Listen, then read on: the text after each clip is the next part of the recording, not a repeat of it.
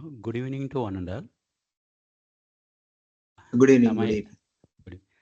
Good it is my privilege to introduce my guide, Dr. T.D. Gunneswara Garu.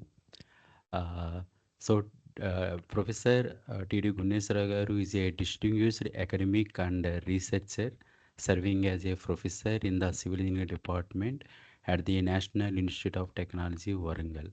He obtained his PhD and also MTech from REC Warangal. Now it is a NIT Warangal.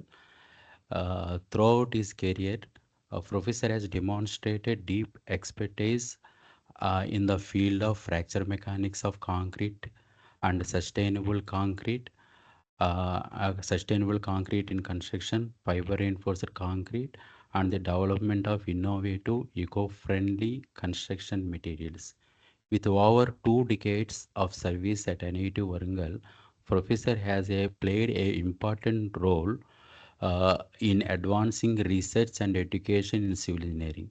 His work on sustainable and durable concrete materials has resulted in numerous high-impacted research publications, and he is well recognized for promoting green building technologies.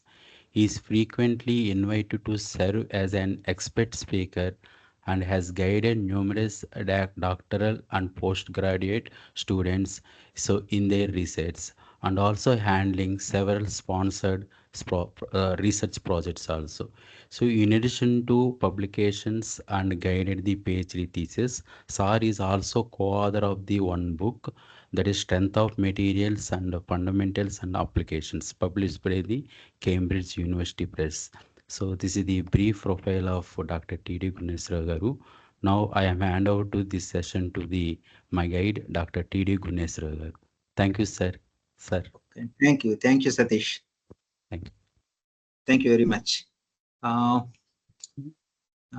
I think You now I can can share. share the. Yes, sir. Yes, sir.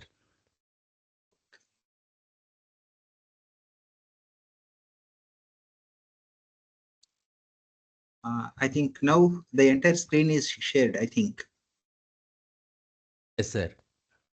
Okay. I think, are Okay, you sir. able to see the presentation? Yes, sir.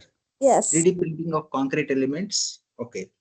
Yes, sir. So, uh, okay, right, fine.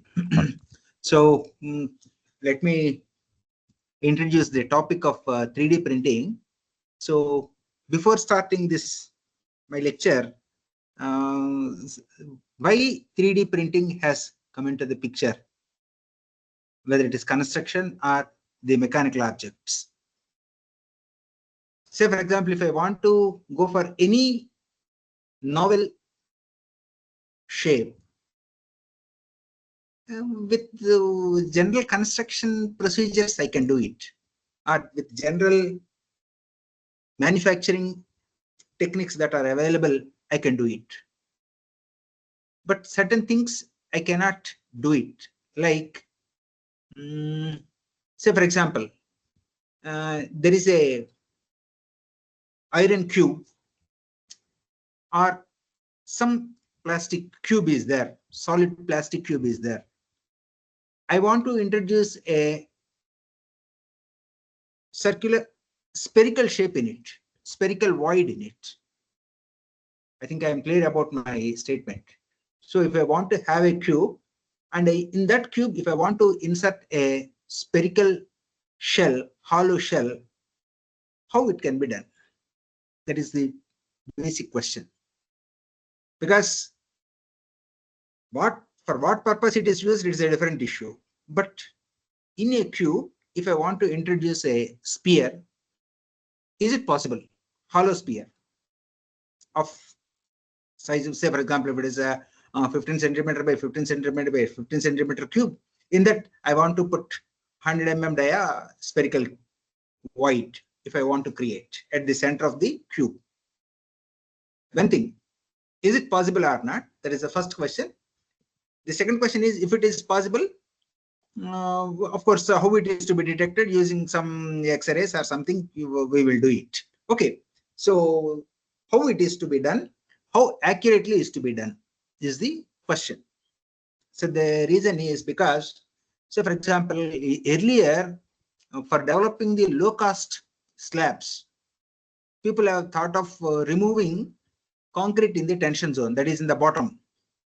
In the bottom, below the reinforcement, above the reinforcement, below the neutral axis, whatever the material is present in concrete is useless because concrete cannot take any tension. So people thought of saving that material. So they were thinking of putting a void in it, there in it. They are called voided slabs. Okay. So that was very difficult. So that's why indirectly what they have done is they have put some useless material or some plastic sheets they have kept in that portion and they have cast it. Okay. But creating a void in a sphere like or in a solid structure is comfortable only with 3D printing. So that is the purpose of 3D printing. Okay. So actually for as far as mechanical engineering objects are concerned or any health based objects are concerned or health treatment objects are concerned, 3D printing has done wonderful equipment. It has prepared wonderful elements required for those purposes. But now we want to apply that technology to concrete. When we want to apply that technology to concrete, several problems will come into the picture. First is the space. So for example, any mechanical engineering item or any health related item or any small item, space is not a requirement. Material is not a requirement. But for concreting, space is the major requirement. And then the material, space requirement is more. That is one problem, major problem that we face in 3D printing or 3D printing of concrete elements. Of course, for the first question, what I have posed, I think here in this diagram itself, you can find the answer. You can see the clear opening, that is the window opening and the door opening. Okay, so they're possible with 3D concreting. Okay, so with this background or with this small background, let me start the 3D printing of concrete elements. See, if you know, if you refer to the papers, lot of papers have come. Many people are doing research on 3D concrete printing. Okay, so a lot of information is available. However, whatever the information that I am having, I will share with you within within this 1.5 hour. Okay. So if there are any questions or if you are unable to hear me, please ask me, because online teaching is one way of, it's a almost it is as good as having a good 3D printing concrete. Okay, so it's very difficult unless otherwise somebody says that yes or no or something. Okay, so we cannot move further. It is something like a storytelling. When a story is being told to the children, they have to say yes or no. Otherwise, we may be thinking that they may be sleeping. Okay, so with this, let me start. Nowadays, if we compare the conventional concreting, so there are several limitations of this conventional concreting, especially in foreign countries like UK, US, Germany, because these are the countries where the temperatures are very, very low. That is the first point. The second point is where the labor cost is very, very high. That is the second point. And of course, the space available is more, but the time available is less for them. Okay, so these are the limitations of conventional construction in developed countries. Okay, of course, that is not a big issue in India, but however, we also face the same problem in near future, because we are having more number of cities. Population is shifting towards the towns, so thereby there is more crowd in the cities, and time, labor, all these problems are equally available in the towns also. So that's why this 3D printing concrete is gaining importance in India also. Okay, so the limitations of conventional concreting already I have mentioned. So the 3D printing is the solution wherein labor required is less, it is more digitalized. The moment it is digitalized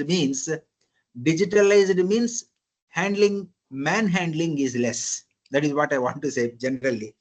Digitalized means, the answer for this is, say for example, now if we go anywhere, the money is digitalized. You are paying through online payment. Okay, so the moment you are paying through online payment, everything is clear. To whom you are paying is clear. Who is receiving the money is also clear. Okay, so digitalization is always good. So similarly for concrete, say for example, if I take the concrete, if it is non-digitalized concrete, means the supervision is the major problem in India. In India, the other problem is making the concrete. So the person or the mason who is handling the concrete is not at all aware of the concrete technology, but he is the dictator there. So that is the state of affairs in construction as far as Indian content is concerned. Okay, so therefore, for all these things, the solution is 3D printing. But however, 3D printing, doing it directly or indirectly or using to the maximum extent is the question. Okay, now these are the three possibilities of 3D printed construction. So in 3D printing construction, the first one is, I think the first figure, part A of the figure tells you, so the concrete is prepared, transported, prefabricated elements are prepared, and these prefabricated elements are transferred to the site and assembly is done at the site. In this, the printing takes place at the manufacturing site itself. That is prefabricated element printing in factory. So this is one way. A factory product, all the times we know that factory products will have more durability, more correctness, and they are better than the in situ concrete elements. Only the problem is assembly. How it will be done? Now different techniques have come. We need not worry much about it. Part B of this figure tells you that there are two ways. That is, the 3D printer is installed, elements are prepared, transported. Some of the elements are prepared at the test in situ also. So as far as the part C of the diagram is concerned, the 3D printing is installed, the concrete is pumping for the printer, the element is prepared in the factory, or the total structure is prepared in the factory, and the structure is transported to the place where the structure is to be erected. Okay, so these are the different ways. The issue is directly you can put the concrete printing at the site or at the factory. This option is yours, how you handle the problem. But however, for concrete printing, what are the procedures that we have to follow? We have to see now. Okay, now the advantages: construction without the use of formwork. So the advantage here is you don't require any formwork. Reduced human involvement, so which reduces the cost of labor by 50 to 80%. But remember one thing, that here the whoever is present there, he must be a skilled one. Okay, so minimal wastage of material. So there is no wastage of material, because if we see our conventional concreting, lot of material will be wasted. Okay, so then is mass customization. So mass, the always we say that in prefabricated construction, the modular coordination means the repeated elements of the same shape, size, and dimension must be used, so that the losses will be very, very less. Consumption of structural space habitats. Say, for example, if I want to have a habitat at Moon or Mars, I think 3D printing is only the way.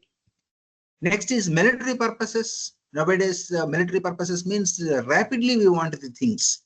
Okay, so in such situations, 3D printing is advocated, and manufacture of complex shapes, that is the whatever the architect says to satisfy the architectural requirements, different shapes, because we are not using the formwork. This printable concrete or 3D printed concrete can be used. These are the advantages. But there are technical challenges. The technical challenges is the first thing is all of us are very familiar with conventional concreting. In one way, I can say that the techniques of conventional concreting are the rheology of conventional concrete, that is the workability of conventional concrete, strength, mixed design, everything has gone into the blood of civil engineers.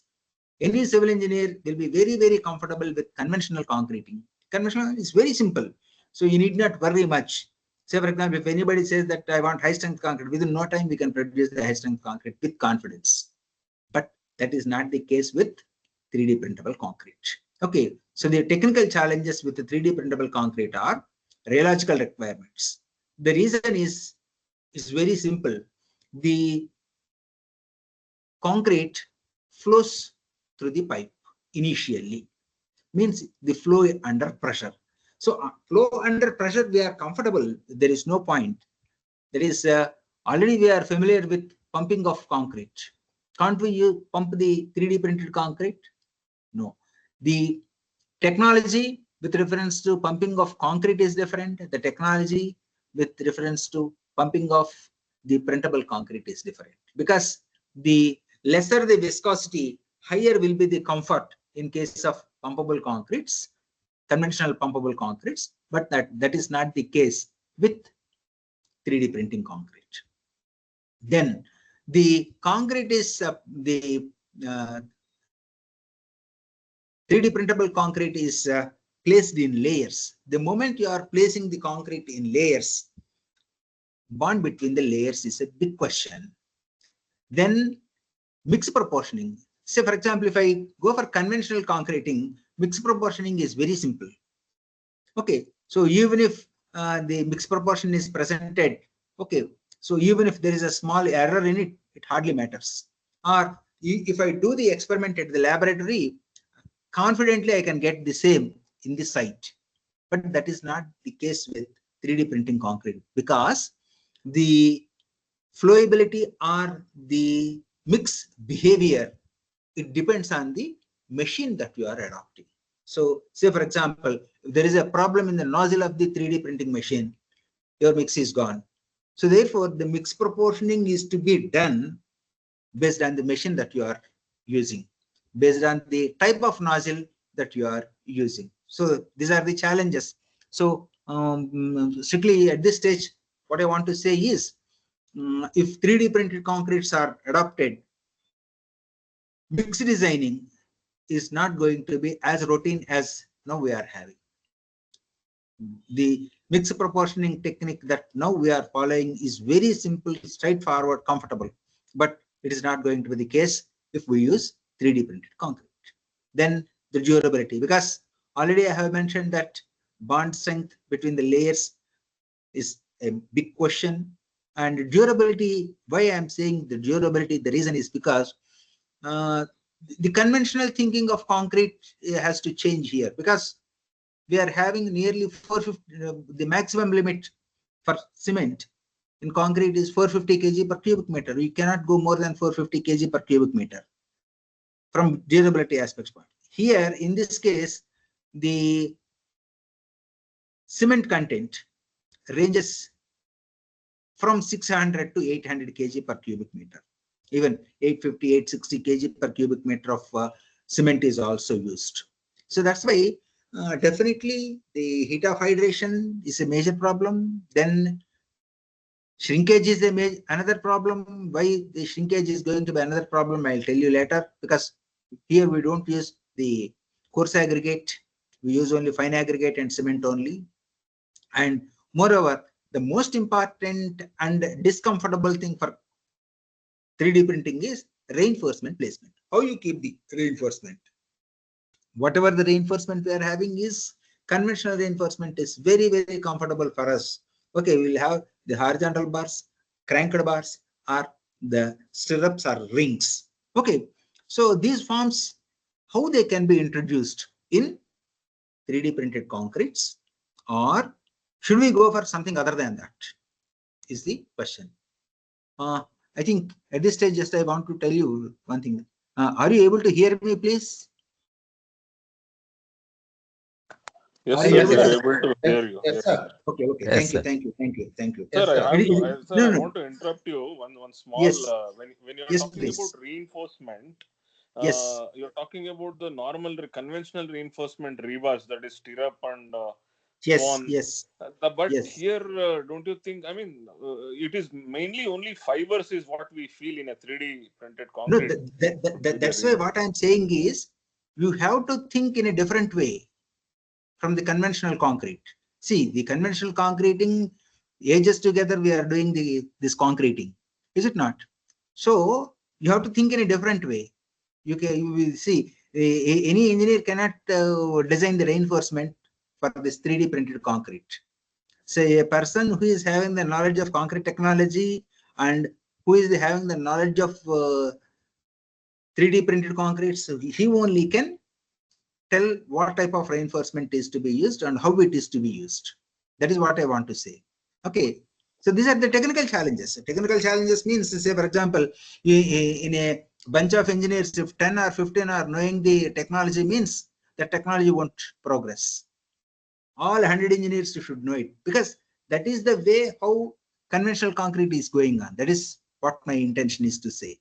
Okay, that doesn't mean that reinforcement is not possible. Reinforcement is possible, but it is not like as we are thinking in the conventional way. I think I am clear about it. Yes, that is essentially Okay. usually fibers. No, usually fibers what we use in It as can be fibers. I think the presentation shows you how they have started using different types of reinforcement. The mesh reinforcement also they have used. okay, Okay. sir. So different Yes, types sir. of reinforcement they have used. Okay. Okay, sir. So anyhow, we will discuss those things. Okay. Because see, when there is a problem that we know, means many people would have attempted it.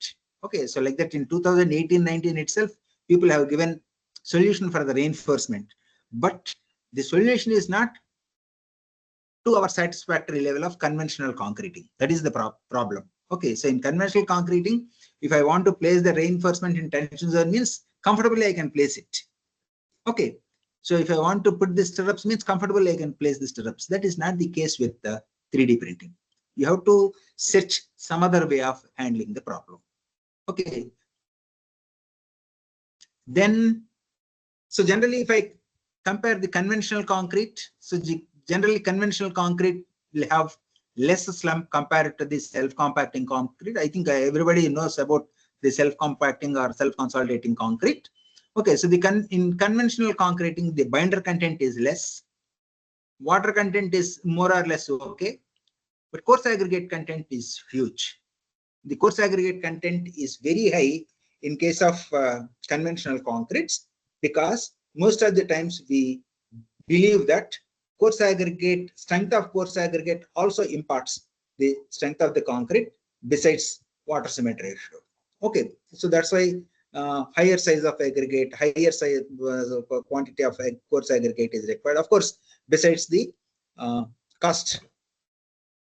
When we come to the self-compacting concrete will have more slump compared to the conventional concrete. It will have more fluidity. It is easily pumpable. If you look at the diagram, its binder content is more, cement content is more, water is more or less, it is less only, because the paste has to impart more viscosity to the fluid or concrete. Then fine aggregate part is relatively more, and coarse aggregate part is less. Because of this self-compacting nature, the air content will in the concrete will be more.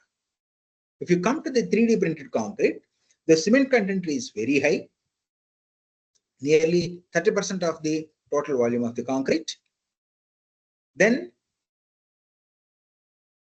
water content, more than the water content that is present, nearly 22%, 22 to 23% of total volume of the concrete, the water occupies. Then the major portion is fine aggregate. And because of this high fluid nature of this printable concrete, the air content will be more. So once the air content is more, coarse aggregate is less, fine aggregate is more, cement content is more, then it is prone for shrinkage. Of course, if shrinkage is more, then immediately we will say that shrinkage compensating elements can be added into the concrete. That is a different issue. Okay, so this is the way strictly conventionally we have to think that there is no coarse aggregate in 3D printable concretes. No coarse aggregate. Okay, of course, a few papers I have seen wherein they have tried with coarse aggregate also. So the moment you use the coarse aggregate, what happens is the size of the extruder is going to be very large. It is going to be more expensive. Okay, so anyhow, it's a different issue. We will go further. Okay, then this is the general way. Generally, we'll have, this is the left side. The diagram tells you the project. I want to have it like this. Then the next step is you have to slices. You have to prepare different number of slices so that the third step, the concrete is deposited along these slices, and finally you will have the structure. So the first part is the requirement of the client. The second part is the requirement of the CAD engineer. The third part is the requirement of the work of the concrete technologist.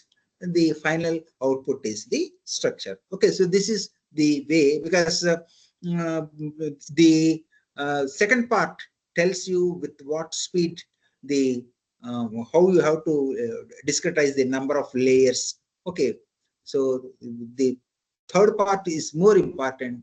At what rate the concrete is to be placed, how it is to be placed. Okay, so this is now of course we will be discussing about the third part only. Okay, so this is the different stages of 3D printing are, one is pumping. So whatever the material you are having, you should pump from, I think in the figure A you can see, and there is a drum. Mixing drum, the concrete goes to the extruder. So there it is lifted to the printer, and from printer it is through the nozzle, the concrete is deposited in whatever the shape that you require. Okay, so the three steps, the major three steps that are in 3D printing concrete are 3D CP, we'll say 3D concrete printing, as pumping, extrusion through the nozzle, deposition in successive layers. These are the three steps. Okay, so layer by layer concrete extrusion is called concrete additive manufacturing. Okay, so or concrete ink printing. Okay, so additive manufacturing, because nowadays people are using additive manufacturing. Okay, so that's why we use another name for this concreting as additive manufacturing. Okay, now if I look at the concrete, so the left hand side of this diagram gives you different tests for the fresh properties or the green concrete. On the right hand side, it gives you the hardened properties of the concrete. So the green properties of the concrete are flowability. It should be flowable. What is the rheology? Means what is the viscosity? What is the yield stress? What is the open time? Open time means how much time that will be there in the from the mixing drum to the extruder. Okay, so how much time is present. In this process of time, it should not segregate or it should not bleed. Okay. So next, the buildability. The moment you put the layer over layer, this concrete, the bottommost layer should be in a position to take the load of the top layers. Is it? That is the buildability. Means by the time the next layer comes, this concrete must be in a position to take the weight of the top layer. Then the extrudability, already I have mentioned that the way how the concrete is extruded from the machine. Okay, so these are the fresh properties. All these properties will be discussed. And thereafter, as far as hardened state is concerned, what is the compressive strength? So again, when the term compressive strength comes, there are different ways of doing the test for compressive strength.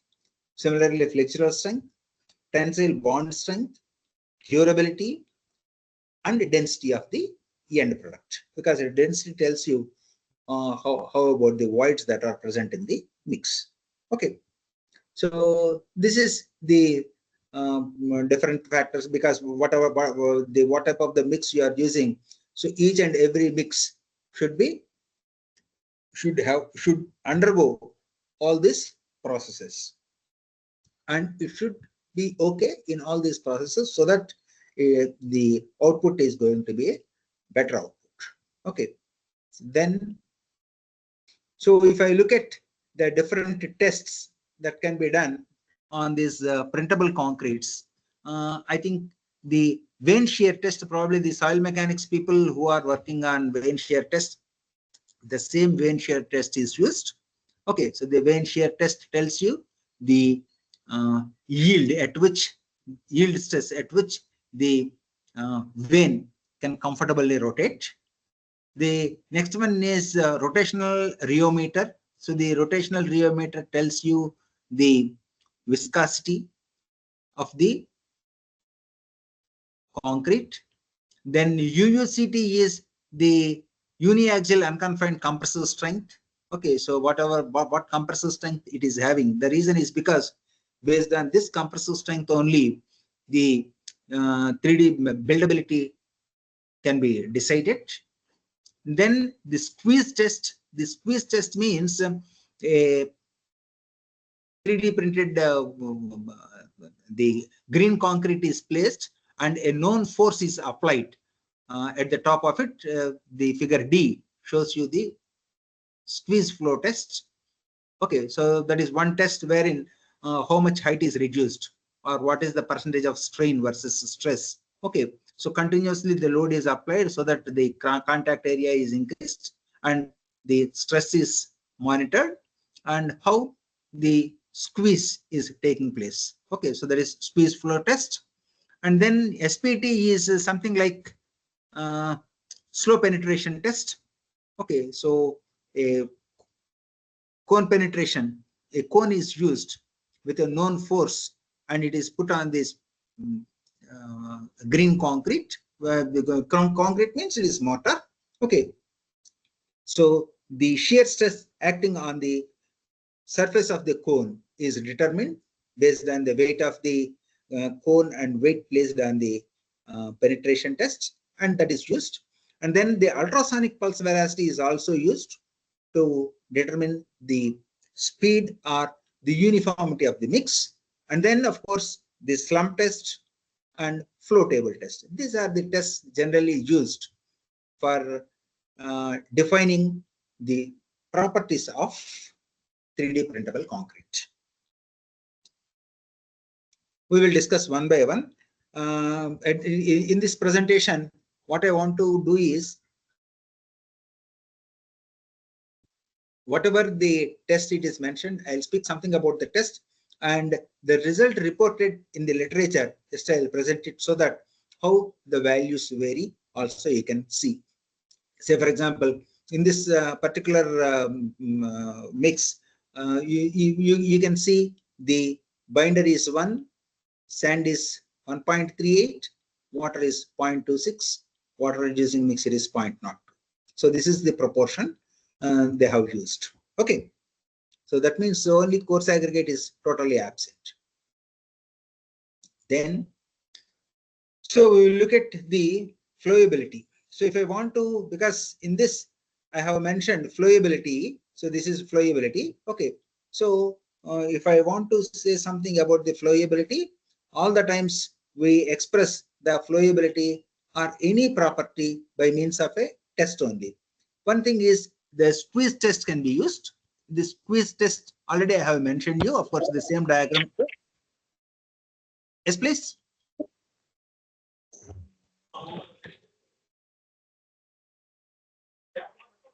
Okay, so flowability refers to a material's ability to move and remain stable under pressure while retaining its initial properties. Okay, so that means it must be, it should have whatever the properties that it is having here, even under the pressure. It is simply that the pressure is the driving force for the 3D printable concrete to move from one point to the other point within the tube till the extrusion. So therefore, under pressure, it should not change the properties should not be changed. So that's why that is the ability of the material to be stable even under the pressure. So that's why in squeeze flow test, the pressure is applied. Okay, so if you look at the pressure versus percentage strain, so a green concrete is taken.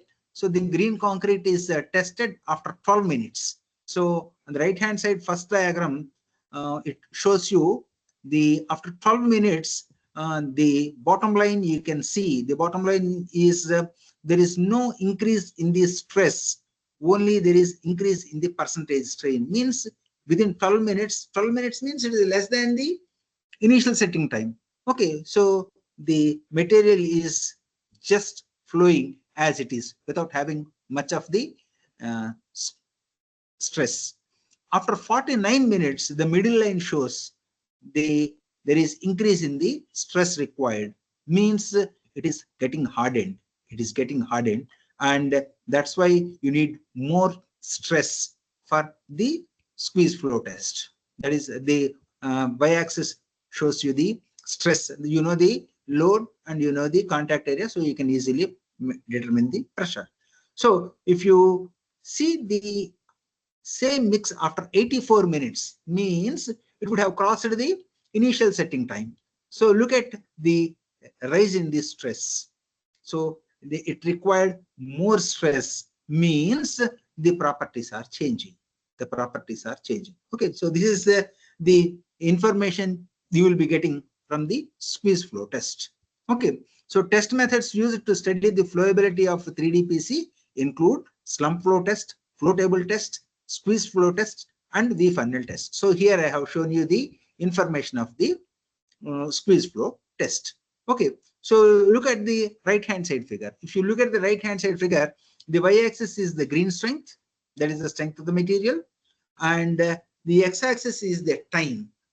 So if you take the time, clearly you can see that there is a sharp increase after 30 minutes of time. That means the material would have initial setting time of 30 minutes. Thereafter, there is a sharp rise in the strength of the mix. So what I want to say is within 30 minutes, if you want to use this material, you have to use this material within this 30 minutes of time, and you have to design your machine in such a way that it should not cross that time. That is the meaning of this flowability test. Then rheology. Rheology means the shear stress to the shear rate. Shear rate means actually it is a shear strain. Shear strain by time. Shear strain by time is the shear rate. Okay, shear stress to shear strain rate. If the response is known, the slope is called the viscosity. That is the plastic viscosity. Okay, so rheology is the study of how materials deform and flow, encompassing both liquids and solids under applied forces. That is the shear stress.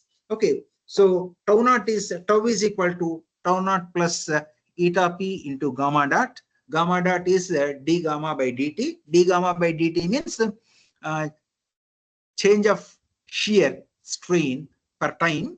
Okay, so eta p is the plastic viscosity, tau naught is the yield stress. Means when there is no stress, sorry, when there is no shear rate, the material needs some stress, shear stress for its mobility. That is the yield shear stress. So that is the yield shear stress, and whatever the stress that is required thereafter is dynamic shear stress. Okay.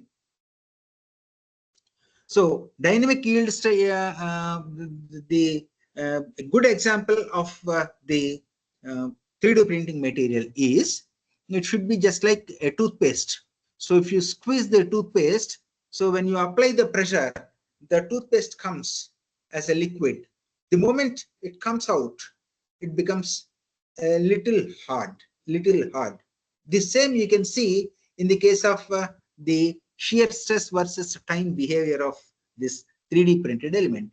So if you take the 3D printed concrete, that is a green concrete, you can see the response. The shear stress is on the y-axis, time is on the x-axis. So static yield stress is more, means you require more force for the static yield. Static yield means it is in rest condition. From the rest condition, you are pushing it. So you need more force because of its inertia. So the dynamic yield stress is, once it is in movement, you need less stress for its movement. So therefore, dynamic yield stress is the shear stress needed to maintain the flow. Once the concrete starts to flow from rest position, that is the dynamic yield stress. If the external force is removed, means once the material is moving through some distance, means dynamic yield stress has reached. If you remove the force, what happens is the force, the stress that is available, the stress that is applied for dynamic movement is very, very less. So once you remove, the static stress required will be very high, or it is high. So that's why it will be in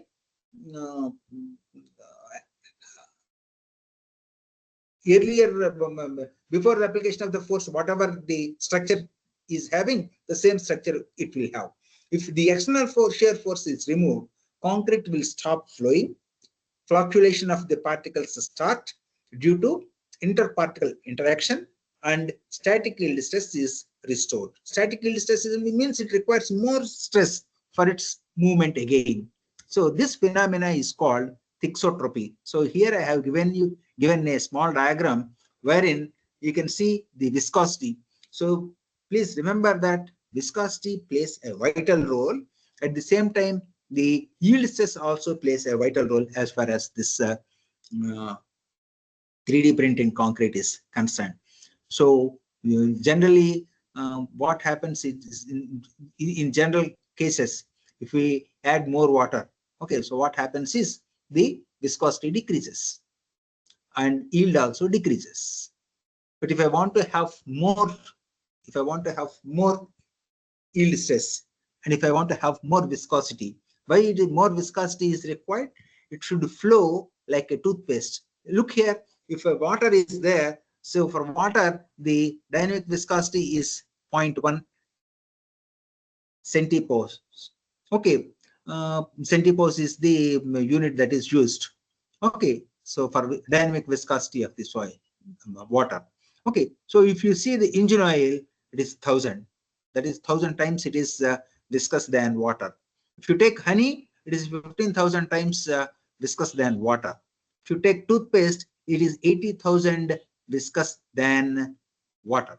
That means you need to get a concrete or printable concrete of this size of viscosity so that comfortably it comes out of the extruder and sets properly. So this phenomena is called thixotropy. Okay, so the thixotropy means static yield stress should be very high and dynamic yield stress must be low, so that the gap between the static yield stress and dynamic yield stress must be as much maximum as possible. And then if I look at the other term, that is structuration ratio, structuration rate. Structuration rate means the buildability, means how it is getting strength with time. That is as the time goes, the static yield stress of fresh concrete mix increases due to interparticle uh, interaction and start of cement hydration. And this process is called structuration. Structuration means it is becoming like a structure. It is as good as, it is as simple as that. The structuration rate represents the rate of increase in static yield stress with time. So look at the diagram on the right hand side. Of course, this is the squeeze flow test. So under squeeze flow test, how the material deforms, it is given. So if you look at the right hand side graph, this is the yield stress is on y-axis, or you can say the yield stress is represented in a different way. That is, if the initial height of the specimen is known, because A, B, C, you can see the squeeze flow test specimens. So if H is the initial height, if there is a decrease in the height because of the application of the pressure, okay, if that is delta H by H, if I put it on y-axis with the time, it tells you the structuration ratio, structuration behavior, means how it is getting solidified. Okay, so dynamic yield stress and plastic viscosity, of course. The right hand side diagram clearly indicates the three ways of possibility. That is the as the timing, that is as the yield strength starts increasing. Okay, so after reflocculation, okay, so the period of increase of yield stress starts. It can have three diagrams. One is at the bottom, one is at the middle, the other one is at the top. So we need to have behavior that is at the bottom. So if the behavior is with reference to the bottom one, or the behavior is as per the bottom line, okay, that is a negative 8. Sorry, it's not negative. It is structuration ratio is less than the initial one. Okay, so what you will get is a better quality of concrete. That is shear thinning behavior. Okay, so this shear thinning behavior is important as far as the 3D printable concretes are concerned. Okay, so the next one is uniaxial unconfined compression test of green. Remember, don't be of the opinion that this looking at this particular thing, don't think that it is a solid cylinder. It is not a solid cylinder. It is a green cylinder only. Green cylinder means 3D printed concrete at its green stage. Okay, so it can be subjected to uniaxial unconfined compressive strength test. So green strength is in kPa, and the two types of materials are available, and the test results shows one is the yes, please. Okay, so one is fitted with the stiffer material, the another one is fitted with a loose material. Okay, so two different materials they have tested. What materials they have tested? It is a material, but you see how the response can be obtained for these two types of concrete. Okay, so it clearly shows that the yield is increasing. The yield strength is increasing. The yield strength is related to the unconfined compressive strength. Okay, so they tested in a displacement control mode at a 20 mm per minute rate. This is more important. The reason is because the machine is, of course, it is a compression testing machine only, but it is not as simple as our compression testing machine. In our compression testing machines, most of the machines, the least count is very, very high. Here, the stress required is very, very low. So that's why the machine must be of lower capacity. That is the first point. The second one is there is displacement control is required. In most of the machines we are having, in compression testing machines especially, we don't have displacement control. We have load control only. Okay, so if you have displacement control, it could be better, and that must be 20 mm per minute rate. Means that slowly you have to apply the load. Okay, and then the vein shear test, you can see the concrete into which the veins have gone in, and this equipment rotates. Okay, so thereby it gives you the shear strength. Of course, the equations are available for vane shear test. Okay, so shear strength versus age of the concrete in minutes. Okay, so not in days, age of concrete in minutes. Okay, so clearly you can see there are two types of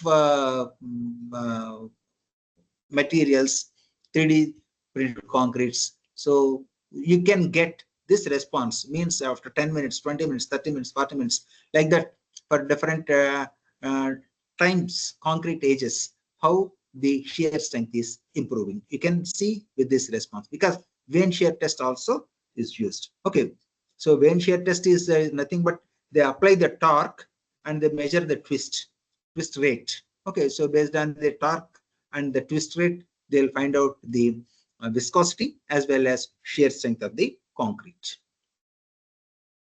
Then the next one is slow penetration test.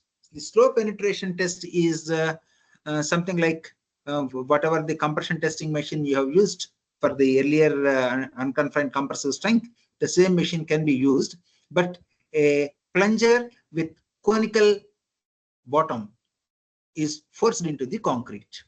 So the penetration resistance is calculated. The penetration resistance is given by the tau p is equal to force divided by pi RL. Pi RL is, L is the slant length, pi RL is the surface area. So the surface area of the cone, the force divided by surface area of the cone gives you the shear stress. The shear stress versus concrete age you can plot.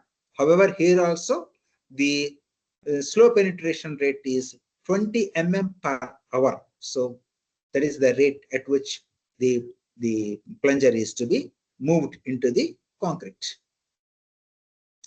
And then you can see this is a interesting picture. Generally, what people do is they try with the different mixes. For all mixes, they find out the yield stress as well as viscosity. So on the left hand side, several mixes are there. One is the Portland cement concrete mix. The other one is blended cement mixes. Blended cement mixes means cement fly ash GGBS mixes.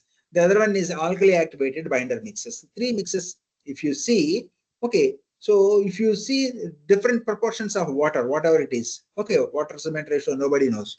Okay, so but what they have found is they have found out the yield stress and the corresponding viscosity. So if you look at the yield stress and the corresponding viscosity, so for blended cement mixes, for low yield stress, more viscosity is observed. More viscosity at low yield stress is observed. Whereas in case of alkali activated binders, because alkali activated binders, they contain more yield stress. Okay, so look here, within less viscosity, they have possessed very high yield stress. Yield stress is very high, whereas the viscosity is very, very less. If you look at the Portland cement, the viscosity is less, yield stress is more, but not as high as the alkali activated or the blended cement mixes. Okay, so whether these different mixes that are used in this experiment, if they are tested for the printability, few mixes are useful and few mixes are not useful. So if I plot the same data wherein the mixes are printable, if you look at this diagram on the right hand side, that is the printable mixes, the high viscous points have gone. So therefore, the materials with high viscosity, low yield stress could not be printed. So that's why your mix design must be in such a way that it has to increase the yield stress, but it should not increase the viscosity. It should not increase the. Generally, what happens is if I add any powder to the mix, viscosity increases, yield stress also increases. Okay, so we have to take care that yield stress should increase, the viscosity should not increase. Okay, so this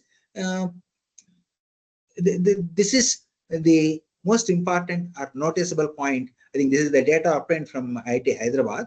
Okay, so they have done on several mixes. Okay, so then the pumpability. Shear thinning, already I have mentioned what shear thinning is. Shear thinning is the ability to gradually recover the viscosity when shear stress is removed. A high thixotropic material has high static yield stress and low dynamic viscosity. That is already I have mentioned that high static yield stress must be there, low dynamic yield stress must be there for the material, which can ensure the buildability of the material while meeting pumpability requirements. Already I have mentioned these 2 points. Okay, so the dynamic yield stress is used to maintain the flow, while static yield stress is used to induce the flow. This is also I have mentioned. Okay, so in the pumping step,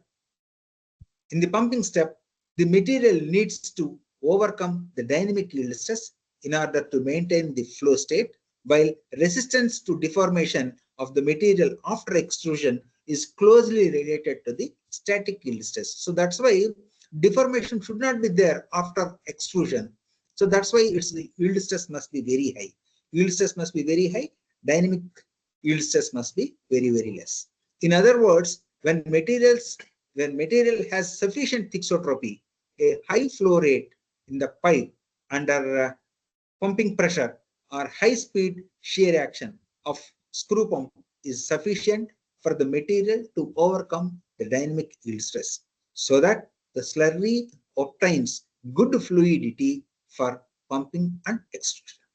After extrusion, the material is only slightly deformed by gravity, but the resulting shear stress is extremely low or negligible compared to the static yield stress of the material. Okay, so this is about the pumpability. I think all these terms are all this terminology we have discussed earlier. So this is the next time that this is the open time. Open time means it is the time when you add water to the concrete to the point when the concrete is coming out of the extruder. Okay, so this is the open time. In 3D concrete printing, open time is associated with the maintenance of the viscosity and yield stress of the mix, which is critical to the process.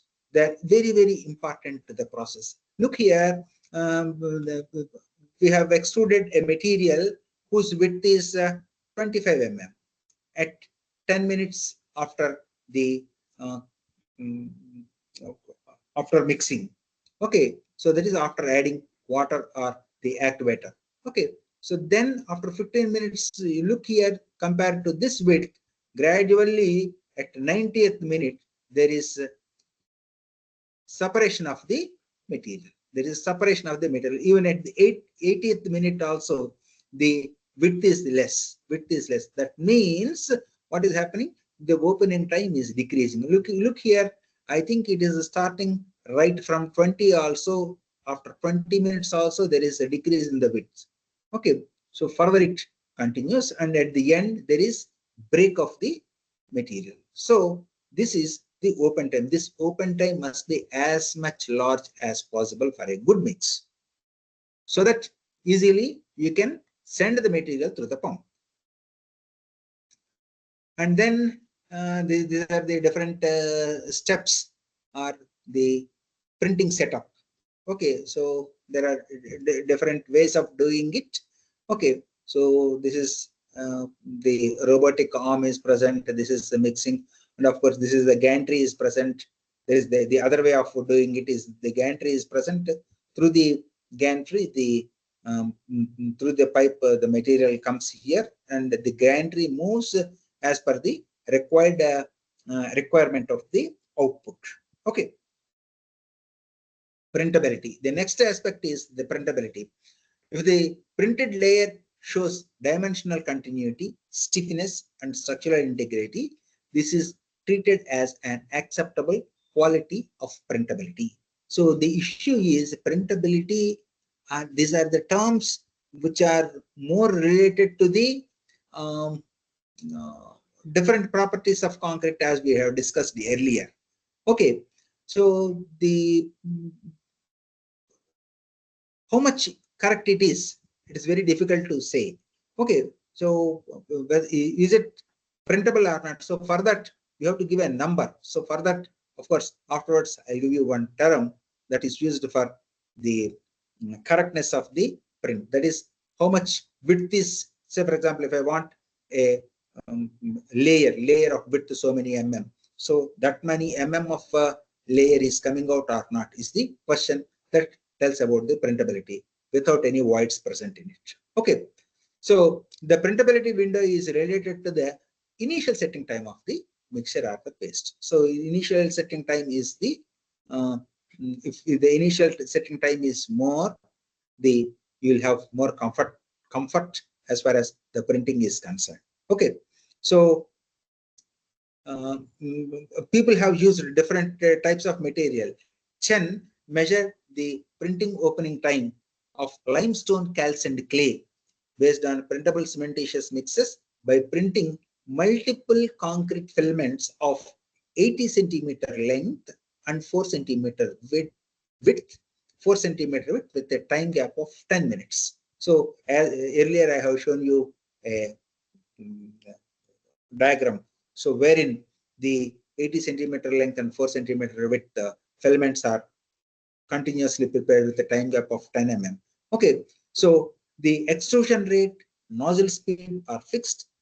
Extrusion rate, and this is the most important thing, that with what rate the fluid is coming, with what rate the nozzle is moving.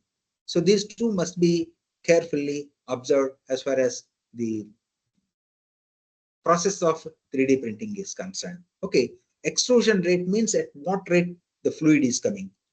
The nozzle is moving at what speed. These two are to be carefully taken into consideration.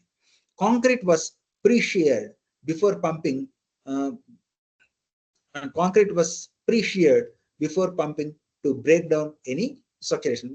Otherwise, what happens is, say for example, if the needle is moving very fast than the extrusion rate, the pre-shearing of the concrete takes place. And the other way, if the nozzle speed is very slow compared to the extrusion rate, so excessive amounts of material will be deposited. That is also gives a bad condition for 3D printing. Okay, so then the shape retention, the most important thing, as I have mentioned earlier, is the shape retention. That is the width of the filament to the width of the nozzle. Okay, so the shape retention is the ratio of width of the filament to the width of the nozzle. Okay, so look here, the shape retention, it tells something about the whether the concrete is proper or not. Okay, so the shape retention factor 0.7 is possible, 0.8 is possible, and 0.985 or 9 is also possible, because these are the three mixes they have used. Okay, shear retention is the capacity of the extruded concrete layer to retain its cross section equal to the cross section of the nozzle. That's why we are taking the ratio of width of the filament to the width of the nozzle. The shape retention factor for printed concrete can be measured by dividing the width of the printed layer by width of the printer nozzle. The effect of different printing speeds, that is 5 centimeters per second, 7.5, 10, 12.5, different speeds of the extrusions they have considered. Okay, upon the width of the printed filament, and observed that the printing speed increased from 5 to 12.5 and the width of the filament decreased. So as it increases, the width of the filament decreased by 28%, 42%, and 51% accordingly, correspondingly.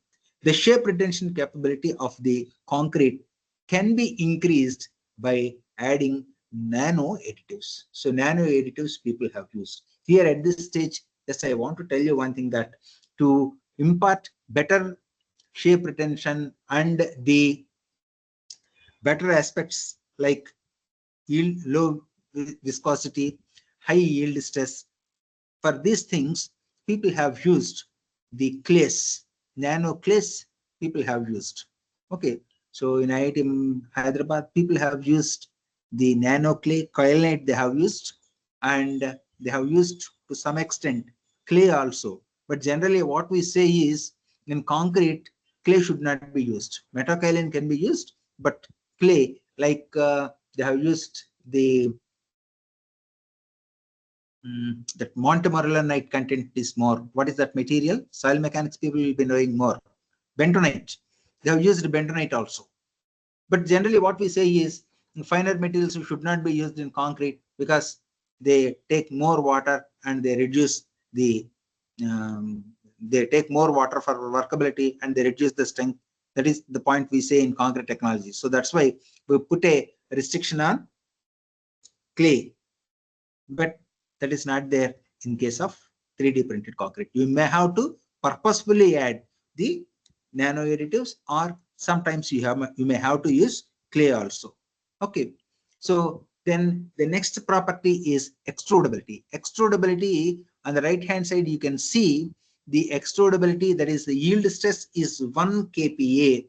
So the material above 1 kPa is not favorable for extrudability, and the yield stress less than 1 is good for because they have considered 5 mixes. Okay, so all these 5 mixes they have gone for the printing. So they have found that yield stress of 1 MPa, sorry, 1 kPa is favorable for extrusion. Okay, so let us see what is extrudability and what type of tests we have to do for that. Okay, so extrudability of mix is critical parameter in 3D PC. The term extrudability refers to the ability of 3D printable mix to be squeezed out of the nozzle in a continuous manner while maintaining the required dimensional accuracy and layer quality. So if you look at all these things, the definitions are more or less the same. More or less the definitions are same. Say for example, if you take the shape retention, so whatever it is mentioned in shape retention, the same is mentioned here also, because number of people have done research on this. So that's why they have given different names. Okay, so anyhow, the layer quality means that printed layer should be free from defects such as voids and discontinuation. The flow of mix is essential for adequate extrudability, but the smooth flow of mix through the pipe does not guarantee required extrudability, because if it is coming from the extruder, it is okay. Smooth flow is present in the pipe, that doesn't want to carry the extrudability. The reason is for this, the simple example is comfortable flow you can have in case of self-compacting concretes, but extrudability is poor. Okay, so because the same dimension you cannot have once the concrete comes out of the extruder. Okay, because the size and geometry of the hose pipe and the printing nozzle may not be the same. To ensure the uniform printing and avoid nozzle obstruction, the hydraulic conductivity of the materials must be taken into account when adjusting the rate of extrusion and should not exceed the extrusion speed. Okay, so these are the few things that are related with the extrudability of the mixes. And for the extrudability of the mixes, these two tests are generally considered, and the other test is also there, length of the filament. Of course, here I'm speaking about these two tests. One is ram extruder method. Ram extruder method means it is a figure A, so wherein the specimen is filled with the green concrete, and through the piston particular force is applied so that the material comes out. That is one test. The penetration resistance test, PR method, is the force is applied on the green concrete, it bulges, and of course this is a squeeze flow test. Okay, so if we know all these things, we can have a printable region. This printable region is proposed. The printable region, if you want to have the three properties, that is the plastic viscosity, dynamic yield stress, and the static yield stress. The static yield stress must be between 2.7 kPa to 0.6 kPa. That is the region. The plastic viscosity must be between 6.97 poise to 0.45 poise. As far as the dynamic yield stress is concerned, 0.557 kPa to minus 0.097 kPa. Okay, so these are that is the dynamic viscosity. That is this minus indicates the suction. Okay, so if you maintain these things, okay, so the stability will be there, extrudability will be there, time interval will be sufficient, and this is the better rheology of the mix you can achieve. So this is the almost this triangle tells you the how you should go for the mix design. Okay, the next aspect is buildability.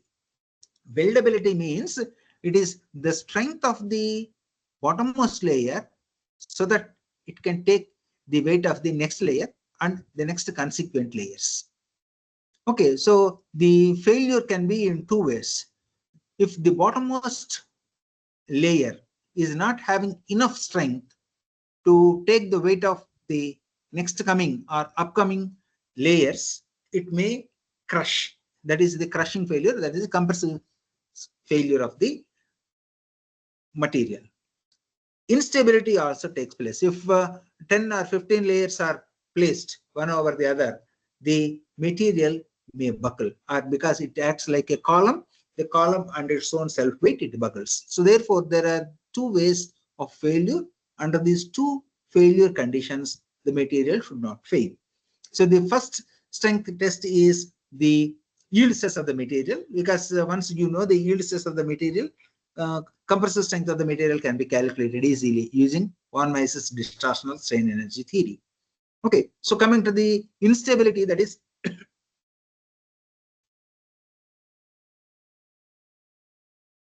coming to the instability of the column. Okay, modulus of elasticity or dynamic modulus tells you the instability aspects. Instability aspects means will it buckle or not. Okay, so we will see the geometrical instability of extruder under self weight and the weight of upper layers for uninterrupted layer wise construction. Lee et al. Were the first to measure buildability of concrete by counting the number of layers that can be printed out of the bottom layer. Just by counting the number of layers, they have closed the issue. But some mechanics is there, so the mechanics is explained. Okay, so the collapse mode was initiated by the material failure due to excessive cumulative gravitational load from the subsequent layers imparted on the first layer, initiating the plastic failure. So if I want to have the plastic failure, look at this particular layer, bottommost layer. So the bottommost layer will have a weight, rho is mass density, g is the acceleration due to gravity, a is the cross-section area of the element, hc is the height of the elements that are present above this layer. Okay, so rho ga into hc is the total weight that is coming onto this layer. So divided by the cross-section area, rho g into hc gives you the stress. This stress must be less than the compressive strength. We don't know the compressive strength, but we know the yield shear strength. So if I know the shear stress multiplied by root 3 using von Mises criteria, root 3 times tau is nothing but the compressive strength. So therefore, the compressive strength is hc into rho g, or if I want to know the height, knowing the yield stress of the material or shear stress of the material, I can easily calculate hc. So the hc must be less than this value so that the bottommost layer won't crush. The second one is overall buckling stability of the superimposed layers. So if I consider a cantilever subjected to self weight, this is the expression for the effective length, maximum length that I can have, that is 7.837. it is roughly taken as 8 EI by rho g into A. So B is the breadth of the filament, L is the unit length. So if I consider this, H is going to be 2EB square by 3 rho g. So where E is the modulus. What I want to say is modulus of elasticity is one term that influences the height of stacks that can have on the bottommost layer, and then the static yield stress, shear stress is the next one that influences the critical height of the subsequent layers or the buildability. Okay, so yield stress you can measure. How you will find out the modulus of elasticity? The modulus of elasticity can be obtained using the ultrasonic pulse velocity. If you use the ultrasonic pulse velocity, knowing the density of the material, you can determine the dynamic modulus of elasticity of the material. Okay, so this is another test wherein you can see the yield stress versus number of layers. Simply with the number of layers, they have given this diagram. So that is yield stress versus buildability. Remember one thing, that even if the yield stress is very high, the buildability is very, very less. Okay, so you can see the 1500. I think this particular element tested by this particular author. Okay, so he is having a yield stress of 2500, 2.5 kilopascals, but the number of layers are less. Whereas a material with 1500, 1.5 kPa could resist nearly 160 to 170 layers over it. So it tells you the probably the mix that has been chosen by this person may be different, but this is the way how they express the number of layers and the yield stress of the mix. Okay, so if I put in a nutshell whatever the things that are available here, so the procedure is going to be like this. So first you need to have a trial mix, high powder content, maximum aggregate size but less than 4.75, use VMA, use inorganic additives like pozzolanic material, or the kaolite or the clays also can be used. Okay, so you have a trial mix. So with this trial mix, go for the print quality. Requirements are print layers must possess defect-free surface, that is no tearing, squared edges, it is self-explanatory, dimension conformity and dimension consistency. Conformity means whatever the nozzle dimension you are having, the same dimension you should have for the layer also or the filament also. And of course, the dimensional consistency. With time, there should not be any distortion in the dimensions. If it is not okay, then change or use high range water reducing mixture,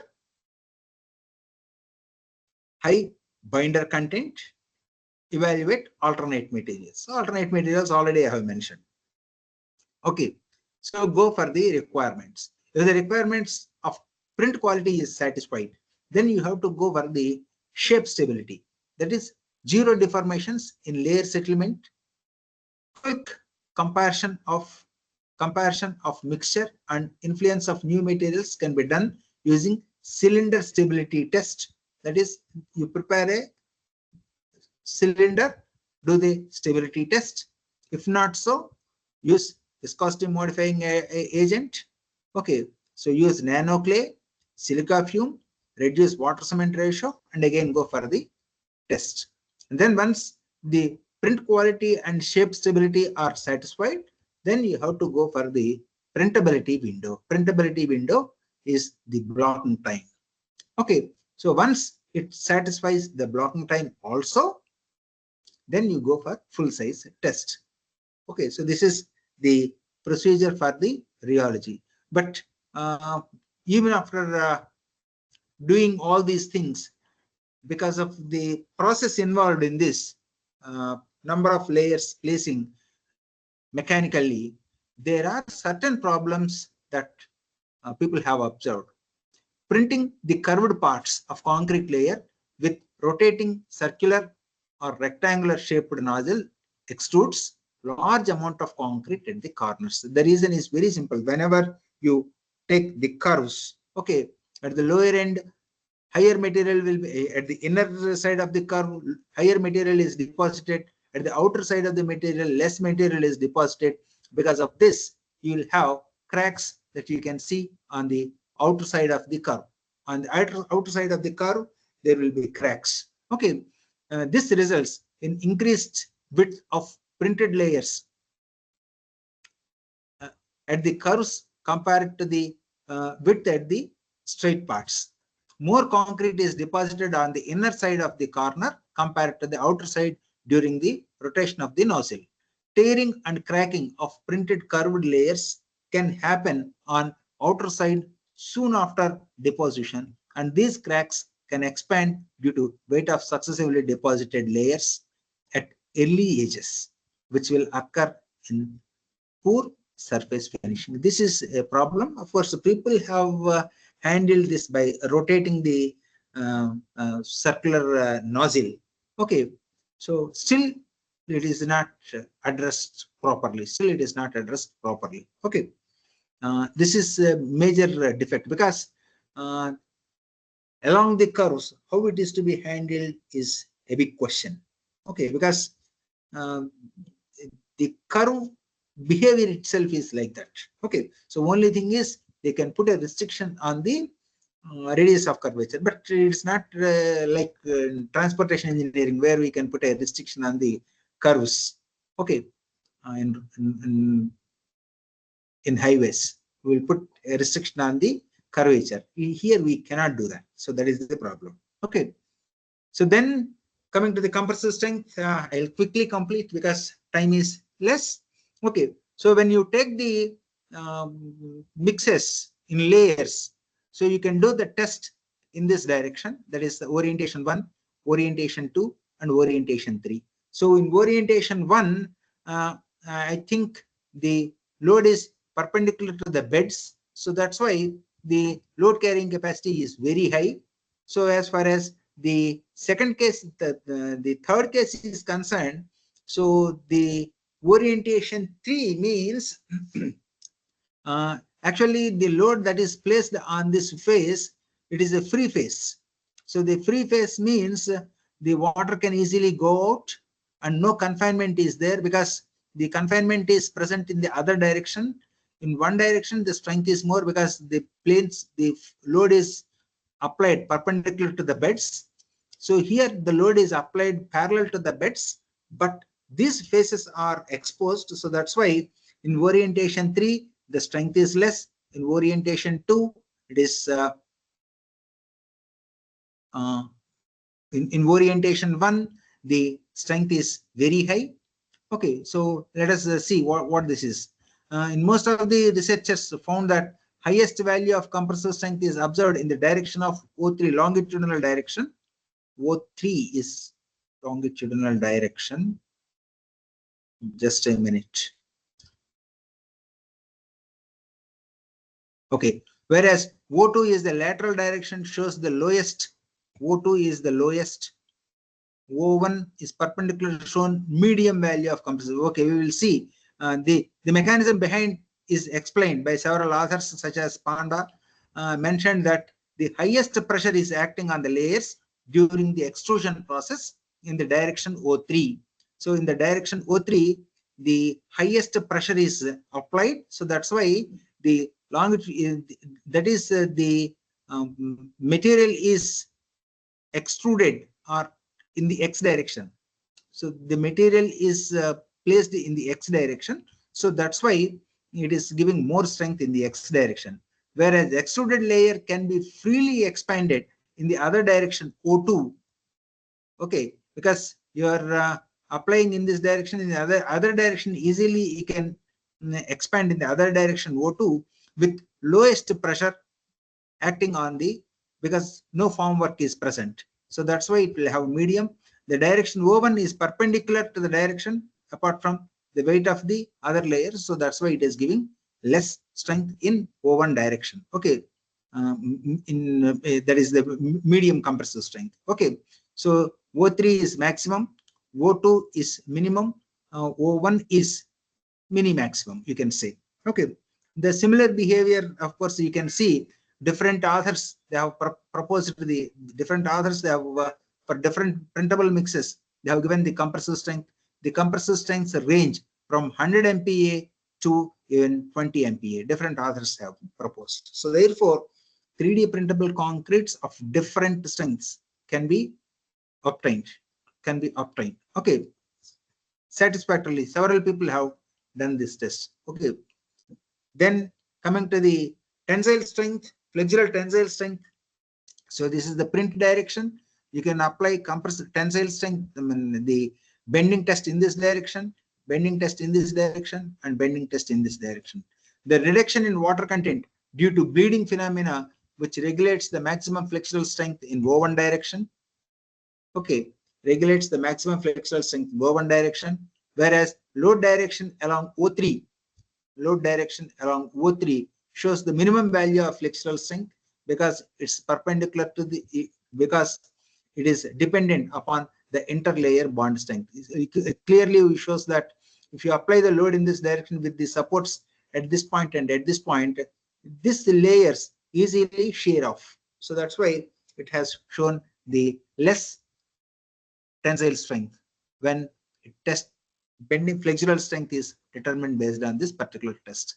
Okay, so here also you can see in orientation 2 also you can see the same, but the only thing is the moment of inertia of this is very high, and even if one element takes, okay, so the strength is going to be more, especially in particular orientation 1. The strength is very high because number of planks are there and load is applied perpendicular to the bending. Okay, so then many people have commented on the flexural tensile strength of this material. So it ranged 16 MPa, okay, which is very high flexural strength. Okay, so even our concrete may not have this much flexural strength. Of course, there are other values are okay. Okay, so then the interlayer bond strength between the two layers. What is the bond strength? This is the bond stress test between two interlayers. This is the applied force. This is the first layer, and this is the second layer. And you can find out the bond strength.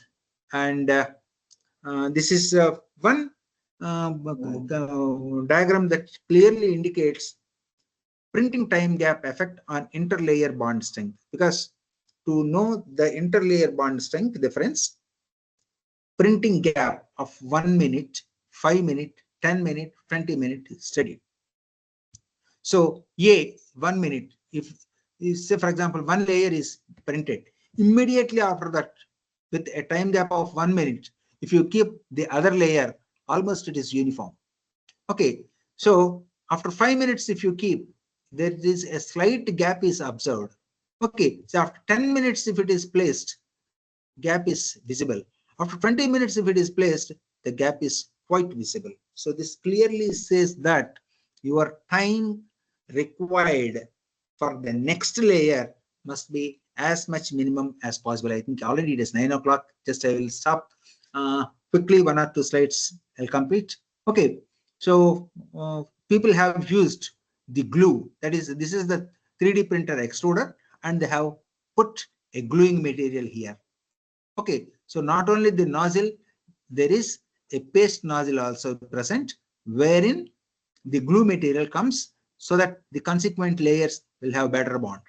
That means this 3D printing head is having one more accessory to provide to increase the bond. Of course, these are the few structural elements. Okay, you can see this is a truss element, and this is a composite girder, and this is a RC beam. Okay, so of different shapes. Okay, and then of course this is the bridge constructed at IIT Hyderabad. Okay, so this is Professor KVL. She's my daughter, and these two are the MTech students. and this is the simply forge people. Um, they have constructed this bridge at IIT Hyderabad. And then how to put reinforcement, as I have mentioned in the initial stage itself. Okay, so the reinforcement can be inserted as meshes. This is done. Okay, so this is the way how the mesh reinforcement can be introduced in concrete. Okay, so this extruder will have a opening inside. So wherein in that opening, this mesh can go in and concrete can be poured here. So this is one way of handling the concreting when reinforced concrete. And of course, for picturization, they have taken the cores, and the cores are very clear where the reinforcement is present. They have shown. The next one is nails. You can put the nails in the concrete like this. You can, that is 1 mm diameter nails. Okay, it's the staples, you can say. You can put them and you can introduce reinforcement. This is one way of putting the reinforcement, one way of increasing the tensile strength of the mix. Then, as I have mentioned earlier, you can put one more element connected to this extruder by for providing the fibers. You can get the fiber reinforced concrete like this. And the other way is zigzag reinforcement. You can introduce the reinforcement like the mesh reinforcement we have introduced. You can keep the zigzag reinforcement also in the concrete, because the concrete is wet condition. And this is the first layer, and the zigzag reinforcement is coming up that joins with the next layer, and the successive layers, the zigzag shape reinforcement will be there, and the zigzag reinforcement is tested like this, because this is the left hand side and right hand side, two layers are present, and you are testing. This is the compression and this is the tension zone. How you can have the reinforcement. This is the another way of doing it. And of course, the moment we say it is prefabrication, okay, so you can have prefabricated walls, that is the reinforced walls. You can put a prefabrication here, wall panel with inner wall, and wall panel with reinforcement. The reinforcement comes one or two layers. If they keep, they put one reinforcement rod, again they go for concreting. Okay, so this is the other way, and this is how to get the joints. Okay, dry joints or wet joints. We are speaking in prefabrication, is it not? So this is the way how you can get the 2-3 items, and you can. This is called modular coordination. Okay, so same repeated elements you can have, and you can join them to get different shapes. Okay, so these are the ways how to have a concrete 3DCP beam column joint. So this is the beam column joint. This is the material. This is the concrete column. This is the concrete beam, and this is the key. So this way you can have the key. Okay, so this is the way they have cast and tested the beam column joint. This is the column and this is the beam. So beam column joint is also tested using 3D printing.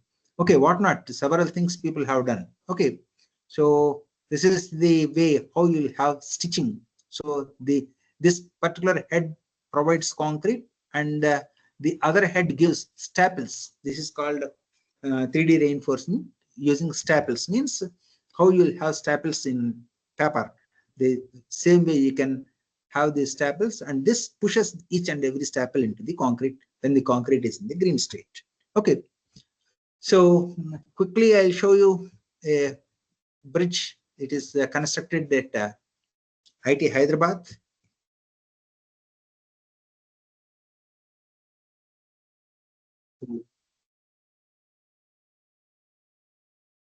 Quickly we'll go through this presentation. This is the concrete bridge. This is constructed at IIT Hyderabad. So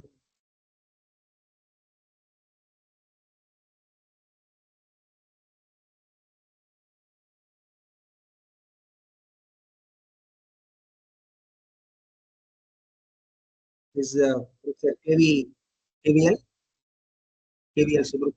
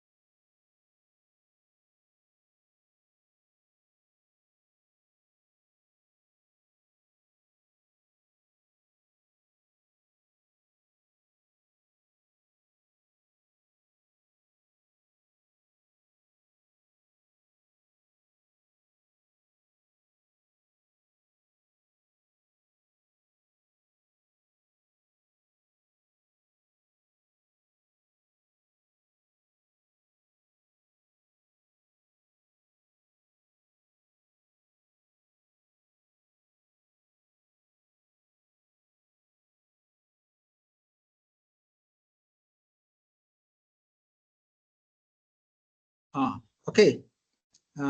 So this is what is done. Of course, the next aspect is how to provide the horizontal bars and the 3D printed concrete. And these are the few structures constructed using 3D printing technology. One is at IIT Madras. They have constructed a post office. And the other one is, post office at Bangalore. And one building is constructed at IIT Madras. And this particular temple in the fourth figure is constructed in Siddipeta by these Simply Force people. Okay, so these are the examples of 3D printed construction in India. Okay, so of course, these are the several papers I have referred for this presentation. Okay, a lot of literature is available. Okay, so those who are interested can go through this literature. But the vast data is available. Most of the times vast data means most confusion will be there. Okay, but that's not a big issue. Those who have understood the concrete technology, they can easily understand this also. Okay, so this is my presentation. Probably I would have taken 10 to 15 minutes more than what is given to me. Okay, thank you everyone. If any questions are there, I'll be happy to answer. If no questions are there, okay. Still I Sir, will be happy. Yes, yes. sir, any standards or any minimum requirements for these properties No, of no, no, three? no. No, actually, still it is at the research stage only. Okay, so standards they haven't, but nowadays they are thinking of the RILEM is coming out with some standards. RILEM has conducted in 2022 one conference only on this printable concretes. Okay, sir. Sir, one more doubt, sir. Yes, please. Uh, Particularly the blended concretes, Uh-huh. for blended concretes, is it fly ash and the where the specific gravity of the material is less, is they are suitable for a fly ash or GGBS in place of silica fume? Yes, can be used. Only thing is if you use fly ash, are you using as geopolymer or for cement? You are using it is the question. If it is cement, it is good. If it is cement, it is good because you may have to use cement content nearly 600 to 700 kg per cubic meter of concrete. Okay, so there good amount of fly ash can be used. Because the cement content is very high, uh, to compensate that one, can you go with fly ash or GGBS? Because the silica fume is also giving more Sir, viscosity, a very sir, high dense. the issue is the 450 kg per cubic meter concept is gone. We cannot use that, or we cannot put that here. The reason is because if we keep that condition here, the basic requirement is gone. Okay, so because you are avoiding the coarse aggregate, so you have to have the, because if any discomfort is coming because of the high cement content, because of heat of hydration or something, you have to look into something, because you have mentioned, you are saying that okay, you can use fly ash. It's good idea. Okay, so then using silica fume, it can be Okay. used. It can be used. It can be used. Okay, sir. Thank you very much, sir. Thank you. Oh.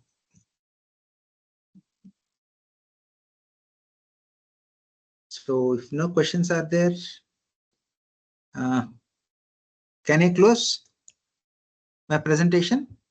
Sir, I Thank have you, sir. one Thank you question. very much. Thank you. Thank you. Thank you, everyone. Sir, I have one question. Please Yes, please. spare me a Yes, minute, sir. please. Yes, please. Yes, please. Sir, it was a wonderful presentation on 3D Thank you. Thank printing. you. Sir, I don't want to dampen the spirit of the research being done on 3D printing concrete, but still, uh, do you think that, I mean, won't you think that the precast technology being already in place and it's been, we can say that it's the king of repeatable modules, which Yes. can we do Yes. actually exploit the whole construction industry with the precast technology? Don't you think, are we just seeing that because there is No, an no, extruded, because there is a nozzle, because there is a technology, are we being forced to use 3D no, no, printing no. concrete when it comes to structural elements? For facade See. elements and smaller No, no, no. elements, I totally agree. Yes. Customization, 3D printing concrete can be a topper. But when No, it comes to no, no, structural no, elements, do you think it is really feasible to go with 3D printing concrete? no, no, no, no. Actually, the thing is this.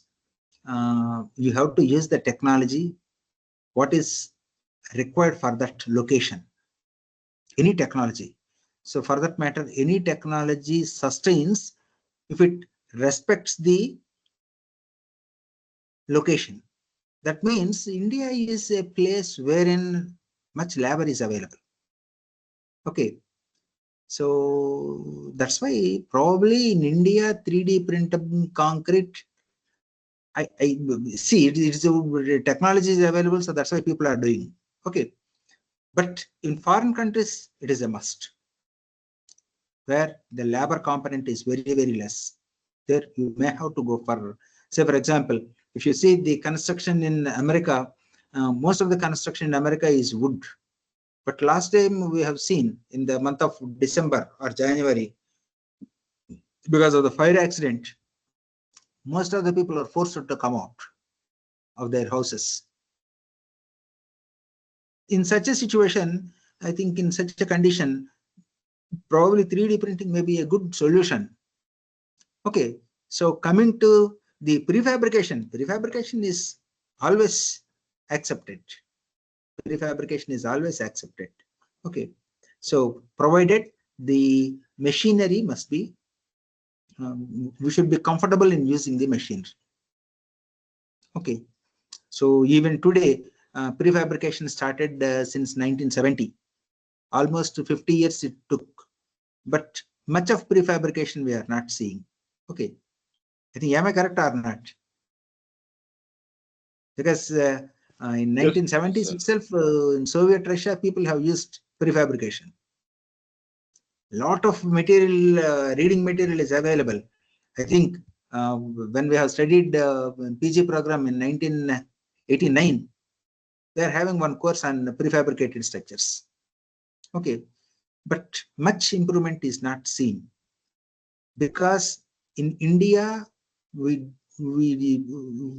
don't use the machines. We use, because labor is very cheap in India. But of course, nowadays people are not that comfortable in doing heavy works. Probably we may go for mechanization. If we go for mechanization, definitely the first option would be prefabrication. The second option would be 3D printing.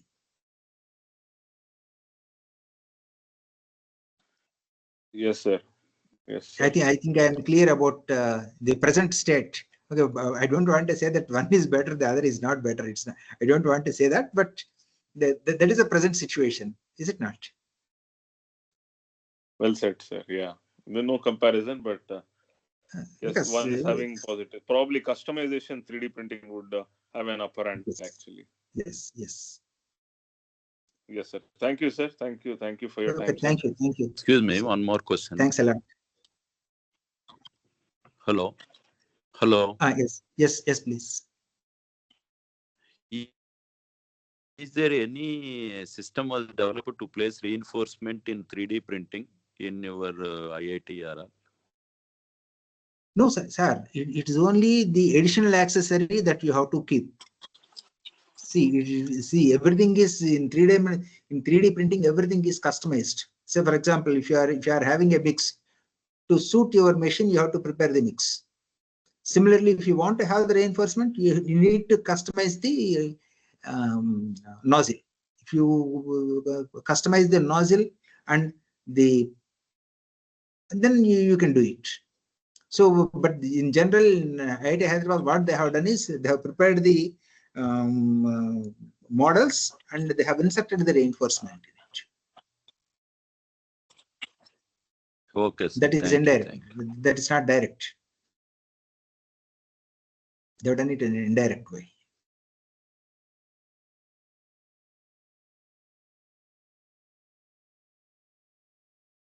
Hello? Okay, sir. Yes, sir. Please. Sir, whether we can use ultra high strength concrete for 3D printing purpose? No, see, most of the times, I think I haven't seen any construction like multi-storied building. Okay. So, okay, but however, you can say that, sir, I'll use high strength concrete for the bridge deck. Is it not? I can decrease the size of the element and I can use. Yes, can be used, but the water cement ratios are very high here. And getting high strength like M60, M70, it's not that easy. Okay. Then whether we can go for viscosity modifying agents, or if you are rigid water cement, water to binder ratio? See, the issue already I have shown, already I have told you. If you decrease the viscosity and increase the yield stress, you can get good extrudability. You can Okay. get very good extrudability. Okay. But alone decreasing the viscosity will not give, because the strength is dependent on fluid to binder ratio. Okay, sir.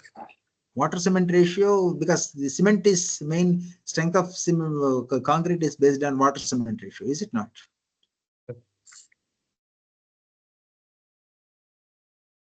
And aggregate should be there. Here aggregate is not present. Okay. Okay. Yes, please. Thank you, sir. Thank you. Okay, sir. Thank you. If no questions are there, okay, thank you. Thank you, sir. I conclude today's session with a vote of thanks to Dr. T.D. Gunneswara Rao, and to all the participants. I would like to tell you that the feedback session will be sent to your WhatsApp group, so you can fill the feedback. And one more thing is, attendance is compulsory, so please maintain the attendance. Thank you. Thank you. Okay, sir. Thank you. Thank you all.